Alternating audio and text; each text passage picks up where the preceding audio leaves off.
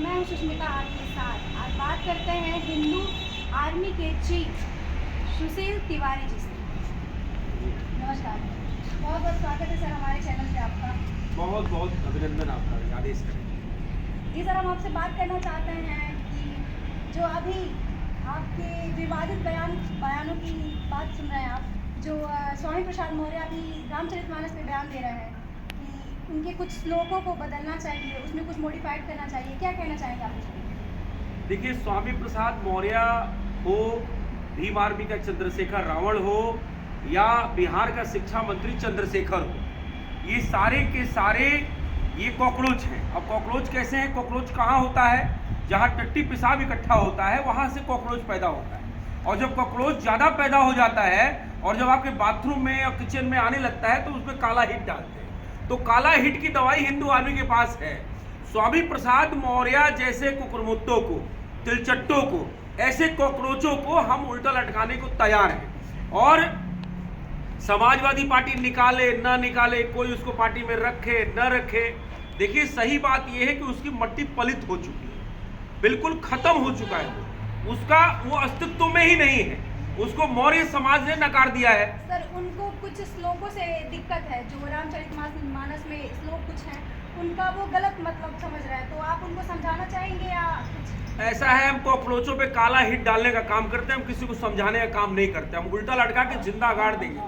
अगर हम लोग, हमारे कार्यकर्ताओं को मिल गया अगर वो, तो उल्टा लटका देंगे, जिंदा गाड़ देंगे। ऐसे ये राक्षस के वंशज है, आप समझने का प्रयास करिए। हमने जैसा कि कहा ना कि ये मतलब ये जहाँ मलमूत्र पैदा होता है वहीं से ये जो है कॉकरोच पैदा होते हैं। और ऐसे कॉकरोचों को हम दवाई देना बहुत अच्छी तरह जानते हैं। और हम लोग के हत्थे जिस दिन स्वामी प्रसाद मौर्य चढ़ेंगे उस दिन हम संवैधानिक और हिंदू आर्मी के तरीके से कार्रवाई करके और उसको वाकई वो पनिशमेंट देंगे कि स्वामी प्रसाद मौर्य कभी दोबारा इस तरह की हरकत करने की सोच नहीं पाए। सर, जैसा हम सब जानते हैं कि 2024 में चुनाव होने वाला है, तो इसको क्या कर सकते हैं कि कह सकते हैं कि कोई राजनीतिक चुनाव या पॉलिटिकल ये स्टंट है कि उनको कुछ ज़्यादा ही? देखिए, इसमें हमारा मानना है कि अखिलेश यादव जी के पास इस बयान से ऐसा उनको हो रहा है, ना उगलते बन रहा ना निगलते बन रहा। एक तरफ उन्होंने, आप समझिए ना, अखिलेश यादव जी को अगर इतना चिंता होता तो पहले दिन ही उसको लात मार के भगा दिए, ठीक है। लेकिन उधर वो तुष्टीकरण की राजनीति कर रहे हैं। उनको गोल टोपी वालों को, दाढ़ी वालों को, ऊंचे पैजामे वालों को खुश करने का है। अब सोच रहे हैं कि अगर निकालता हूं तो ये ऊंचे पैजामे वाले, गोल टोपी वाले नाराज हो जाएंगे, और अगर रखता हूं तो जो है हमारे से जो एक हिंदू वर्ग है, विशेष वर्ग जो जुड़ा हुआ है, वो नाराज हो जाएगा। क्योंकि जो यदुवंश भी है वो तो कृष्ण वंश है, तो वो क्यों अपने श्रीमद् भागवत गीता या रामचरितमानस के बारे में अपशब्द सुनेगा? आप इन कॉकरोचों से पूछिए कि कुरान के बारे में इनकी औकात है तो बोल के दिखाएं। तुरंत जो है, मैं तो मानता हूं, मैं उन कट्टर मुस्लिमों का बड़ा समर्थन करता हूं कि कोई तो कुरान के बारे में बोल के दिखाए, तन धड़ से जुदा, तन सर से जुदा तुरंत हो जाता है, और हो भी जाता है, सिर्फ वो कहते नहीं है। तो मेरा तो ये मानना है कि हमारे यहाँ भी इस तरह से होना चाहिए। मैं इस चीज को बड़ा फॉलो करता हूँ कि भाई हमारे ग्रंथों के बारे में तुम्हारी औकात कैसे? तुम कुकुरमुत्ते 2 कौड़ी के आदमी, तुमको अपनी जमानत जब्त करा के आ गए, तुम हार गए अभी 2022 के चुनाव में, तुम्हारी कोई अस्तित्व नहीं है, और तुम अपना चर्चा में रहने के लिए तुम हिंदू के भावनाओं से खिलवाड़ करोगे। हम एक तरह की पब्लिसिटी स्टंट मान सकते हैं कि 2024 में होने वाले चुनाव के लिए कोई? बिल्कुल बिल्कुल, देखिए ऐसा है, पब्लिसिटी स्टंट भी है, और कहीं ना कहीं मुझे जो ऐसा प्रतीत होता है कि ये बिहार से, जो बिहार का शिक्षा मंत्री था, जो भी कॉकरोच है, जो उसका भी नाम चंद्रशेखर है, मैं ये समझता हूं कि उससे प्रेरित होकर कहीं अखिलेश यादव जी ने जानबूझ के ना बुलवा दिया हो कि बोल लो ताकि मैं गोल टोपी वालों को खुश कर लूं। तो ये भी प्रतीत हो सकता है, क्योंकि बैठक करना, प्रोपोगंडा करना, ये तो समझ में आता है अखिलेश यादव जी का। लेकिन मुझे जो लगता है कि कहीं ना कहीं एक वर्ग विशेष को, जो जनसंख्या फैलाने के लिए, कोरोना फैलाने के लिए माने जाते हैं, उस विशेष वर्ग को खुश करने के चक्कर में तुष्टीकरण की राजनीति कहीं ना कहीं अखिलेश यादव जी भी कर सकते हैं। इसमें कोई बहुत बड़ा संदेह नहीं किया जा सकता। सर, आप भी एक हिंदू संगठन से जुड़े हुए इंसान हैं, तो जैसे कि अभी कहा जा रहा है कि बागेश्वर धाम जी के बारे में आपको पता ही होगा, उन पे अभद्र टिप्पणियाँ की जा रही है, उनके द्वारा जो चमत्कार किया जा रहा है, या फिर कह सकते हैं जो 6 सेंसेस का उपयोग करके वो लोगों के हित के लिए कर रहे हैं, उस पर आप कुछ कहना चाहेंगे सर? देखिए, मुल्ला मौलवी या ईसाई के जितने भी पादरी हैं, वो जब इस तरह के कार्य करते हैं तो उनके ऊपर तो कोई मीडिया सवाल नहीं उठाती, इस बात को समझिए।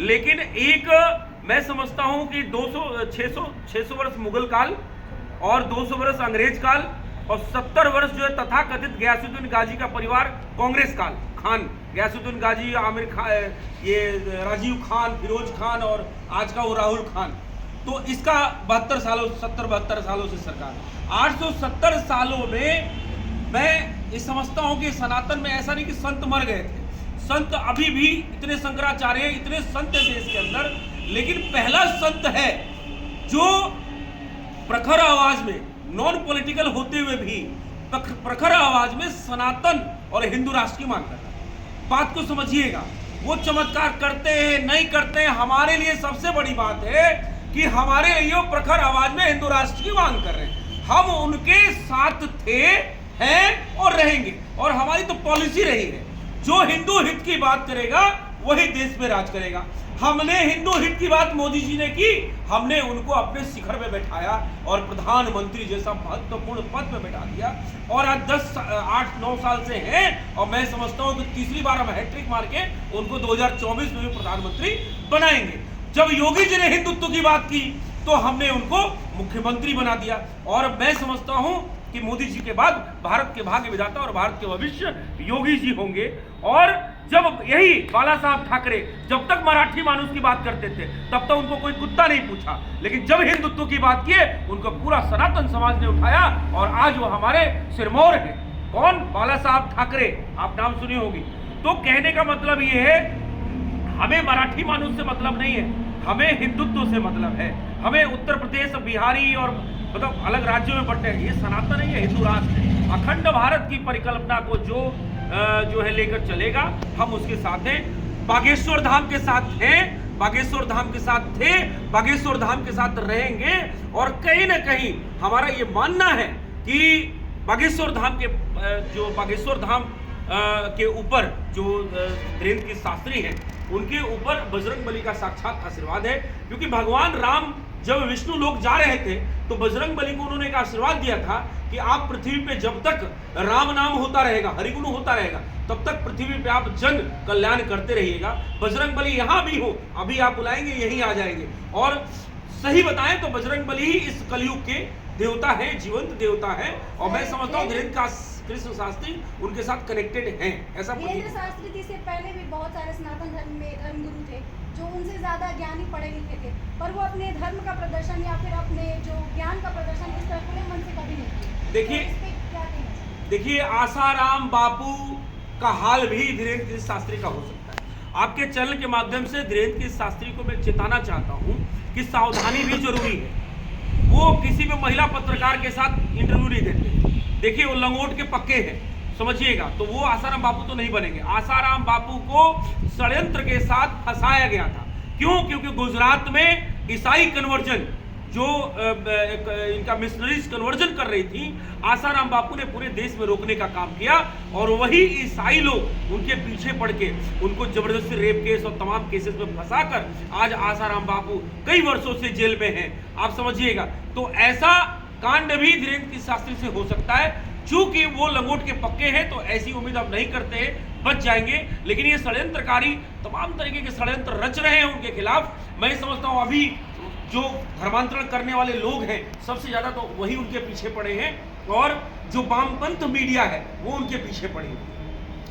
हिंदू संगठन में सभी लोग अभी पठान का बहुत विरोध कर रहे थे, धरना प्रदर्शन करे कि बैन कर दिया जाए इस तरह का, क्योंकि उसमें भगवा रंग का कुछ शायद वस्त्र धारण किया गया था। तो सर क्या कहेंगे कि भगवा धारण करना गलत है, या फिर भगवा को गलत तरीके से धारण करना गलत है, या फिर हिंदू को छोड़ के किसी और समुदाय के लोग भगवा धारण नहीं कर सकते? नहीं, देखिए भगवा हमारा शौर्य है, हमारा स्वाभिमान है, हमारे अभिमान का प्रतीक है, स्वाभिमान का प्रतीक है, सूर्य का प्रतीक है, प्रकाश का प्रतीक है। भगवा कोई भी जो है धारण कर सकता है, बशर्ते जो है उसका अपमान न करे।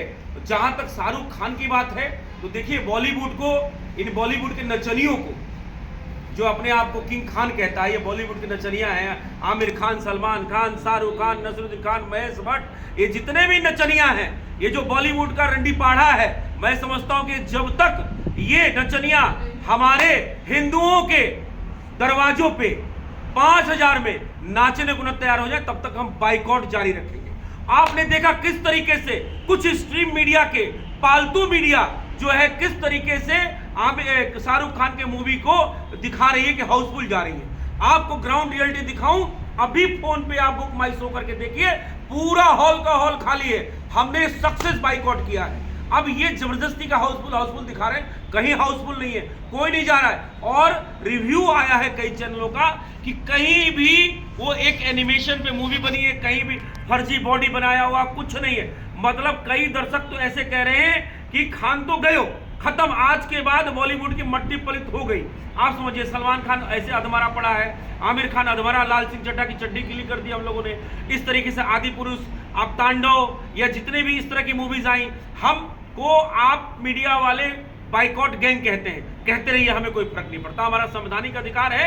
हिंदू आर्मी बाइकॉट करती रहेगी। और जितने भी खान गैंग है, आप बताइए कि शाहरुख खान ने कौन सी ऐसी आपदा, आमिर खान ने कौन सी ऐसी आपदा, आमिर खान पाकिस्तान में आपदा आएगी तो वहां देगा, शाहरुख खान पाकिस्तान में आपदा आएगी तो वहां पे पैसा देगा, लेकिन ये भारतवर्ष में यही कोविड काल विपदा आपदा में 1 रुपया ये विधर्मी नहीं देते हैं। My name is Khan. अरे भाई ठीक है, तुम भाई में उसका प्रचार क्यों इतना कर रहे हो? अभी हम कह दें कि हम हिंदू हैं तो हिंदू कहना सेकुलरिज्म हो जाता है, लेकिन वो my name is Khan, my name is Pathan बोले तो वो सेकुलरिज्म के आड़े आ जाता है। ये कौन सा ये सेकुलरिज्म है? सर, फिल्म में तो दिखाया गया है शायद कि army based, Indian army based सारी फिल्में, शहीदों का अपमान दिखाया गया फिल्म में, शहीदों का अपमान दिखाया गया। बात समझिएगा, हम तो ये कहते हैं शाहरुख खान को जेल में डाल देना चाहिए, उसने इंडियन आर्मी के शहीदों का अपमान किया। क्या बात करती हैं? लाल सिंह चड्ढा में भी यही हाल हुआ और यही पठान में भी हुआ। अगर आपको पहली बात तो पिक्चर में जाने की सलाह, हॉल में जाने का सलाह नहीं देगी, आप ले लीजिएगा, हम लोगों से कॉपी कुछ दिन में आ जाएगी, ठीक है, या खरीद लीजिएगा 100-200 रुपए का, देखना हो तो रिव्यू। मतलब आपको बता दें कि उसका जो है शहीदों का अपमान किया है इसी हकले खान ने। ये पठान नहीं है, ये कॉकरोच है। और ये नचनिया, ये 70 साल का नचनिया, देखिएगा इसका जो दुर्गति होने वाला है ना, वही आमिर खान का हुआ। आज बॉलीवुड के नचनिया, आपको पता है, गली गली जाकर रील बना रहे हैं। इनकी औकात हमने ला दी है, इनको दिखा दी है कि बाइकॉट करके ये जो 70 सालों से 30-40 सालों से हमारे संस्कृति का दोहन कर रहे थे। आप हिंदू बॉलीवुड के मूवीज में आप कभी आप देखिएगा, आपके चैनल के माध्यम से मैं बता रहा हूं, साधना जी के माध्यम से, कि हर बॉलीवुड मूवी में एक चंदनधारी गुंडा होता है, एक शिखा रखने वाला व्यक्ति मजाक का पात्र होता है। समझिएगा, हिंदू जो कैरेक्टर है उसको सदैव जो है दिखाया जाता है गुंडा, बदमाश, पाखंडी, लेकिन वही एक मुल्ला मौलवी आएगा, उसको बड़ा ईमानदार दिखाया। एक कसाई, बकरा काटने वाला कसाई को बड़ा ईमानदार दिखाया। तो ये एक दोहरा चरित्र जो बॉलीवुड का रहा है। तो सेंसर बोर्ड अभी तो बता सकते हैं कि सेंट्रल में भी, यूपी स्टेट, हर जगह पे भारतीय जनता पार्टी की सरकार है, तो जो सेंसर बोर्ड है उस पर आप लोग क्यों नहीं एक्शन ले रहे? भाई आप मुझे बताइए, 70 सालों से खान गैंग की सरकार थी। हम गयासुद्दीन गाजी, मोतीलाल नेहरू, फिरोज खान, कौन था? फिरोज खान गांधी कैसे बन गया?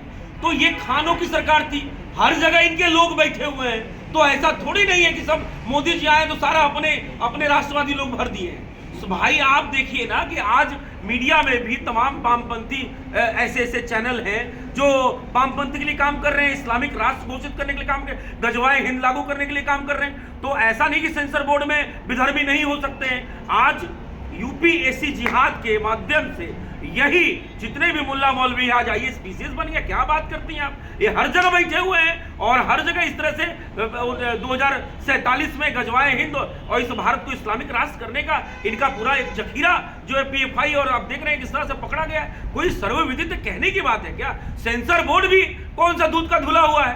तो सेंसर बोर्ड तेल लेने जाए, हमारा काम है बाइकआउट करना। हम बाइकआउट कर रहे हैं, हमें सफलता मिल रही है, सीधी सी बात है। इन विधर्मियों की मूवी हम नहीं देखेंगे, इनका बाइकआउट करेंगे। गदर आ रही है, गदर को सक्सेस करके दिखाएंगे जब कश्मीर फाइल को जैसे सक्सेस करके दिखाएगा। क्या गदर में मुसलमान के खिलाफ है क्या? गदर पाकिस्तान के खिलाफ रहता है, विधर्मियों के खिलाफ रहता है। आप मीडिया वाले हर एंगल को जोड़ देते हैं कि हिंदू आर्मी मुस्लिम मुस्लिम करती थी। अरे भाई जब मुस्लिम ही आतंकवादी निकलता तो हम क्या करें, हमारा क्या दोष है? मुझे सर आप कहना चाहते हैं कि मतलब सभी मुसलमानों के लिए आप मतलब नहीं है? ऐसा नहीं है, हमारे हिंदू आर्मी में राष्ट्रवादी मुस्लिम है। हम राष्ट्रवादी मुस्लिम का, आप राष्ट्रीय स्वयंसेवक संघ का देखिए, राष्ट्रीय मुस्लिम मंच है, इंद्रेश जी उसके जो है पूरा मुखिया है, देखते हैं। हम राष्ट्रवादी मुसलमानों को हृदय से गले लगाते हैं, लेकिन जो विधर्म करेगा, जो देश हित में बात नहीं करेगा, जो अभी आपने देखा अलीगढ़ मुस्लिम यूनिवर्सिटी में अभी जो है देश विरोधी नारे लगे, कल 26 जनवरी के दिन क्या बात करती है? तो ऐसे विधर्मियों को उल्टा लटकाना चाहिए कि नहीं लटकाना चाहिए?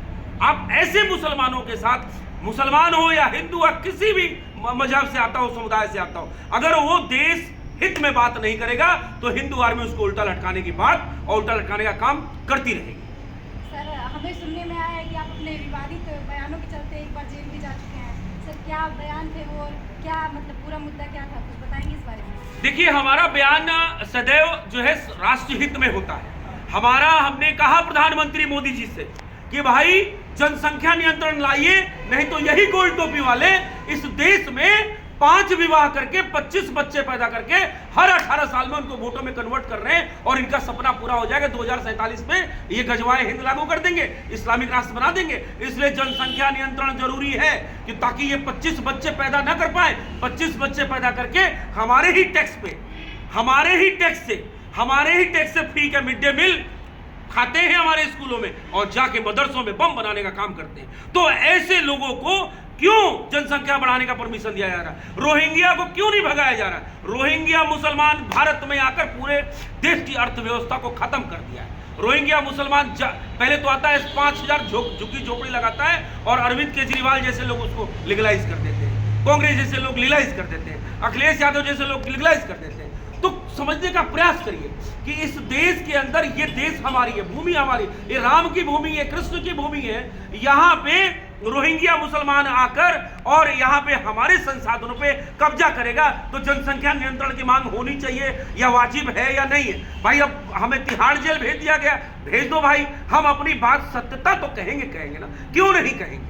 हम सत्य कह रहे हैं कि आज का एक वर्ग विशेष है जो 5 विवाह 7 विवाह करता है, हलाला करता है और तलाक भी करता है, विवाह करके बच्चे थोक के भाव में पैदा करता है और वो थोक के भाव में बच्चे कल को वोटों में कन्वर्ट होते हैं और उसी में असदुद्दीन ओवैसी जैसे लोग जिनका अस्तित्व नहीं, उनका भी बिहार में 5 सीट आ जाता है। सर तो आपके भारतीय जनता पार्टी की अभी सरकार है यहाँ पे, तो क्या मतलब अभी जनसंख्या नियंत्रण पे कोई कार्य किया जा रहा है या नहीं किया जा रहा है? बिल्कुल, देखिए ड्राफ्टिंग तैयार है, सारा कुछ तैयार है, लेकिन अब सरकार की क्या मनोदशा है। सरकार, चूंकि हमें प्रधानमंत्री मोदी जी और योगी जी के नियत में कोई डाउट नहीं है, लेकिन तमाम तरह के जब आप सरकार में बैठते हैं तो बहुत से प्रेशर और बहुत सी नियमावली होती है, उसे पालन करना पड़ता है।